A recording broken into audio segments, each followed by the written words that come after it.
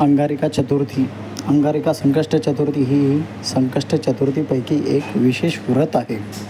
जेव्हा ही चतुर्थी मंगळवारी येते तेव्हा तिला अंगारिका असे म्हणतात आणि ती खूप शुभ मानली जाते. त्याचे महत्त्व, हा दिवस भगवान गणेश यांना समर्पित आहे. अंगारिका हा शब्द मंगळवार, अंगार ग्रह यावर आला आहे.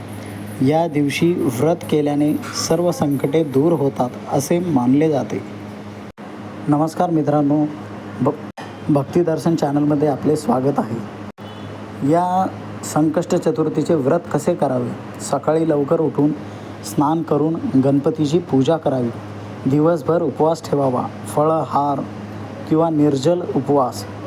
संध्याकाळी चंद्रदर्शनानंतर उपवास सोडावा. गणपतीला दुर्वा, मोदक, लाल फुले अर्पण करतात. चंद्रदर्शनाचे महत्त्व. संकष्ट चतुर्थीला उपवास चंद्रदर्शनाशिवाय पूर्ण होत नाही. चंद्राला अर्ध्य दर्शन मगच उपवास सोडावा लागतो. कथा संक्षेप. या दिवशी गणपतीची कथा वाचली जाते.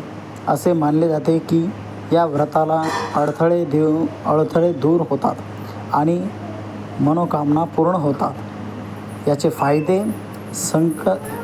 यातून संकटापासून मुक्ती मिळते व मनशांती व सकारात्मकता आपल्या जीवनात येऊ शकते आणि आर्थिक व वैयक्तिक अडचणी कमी होतात.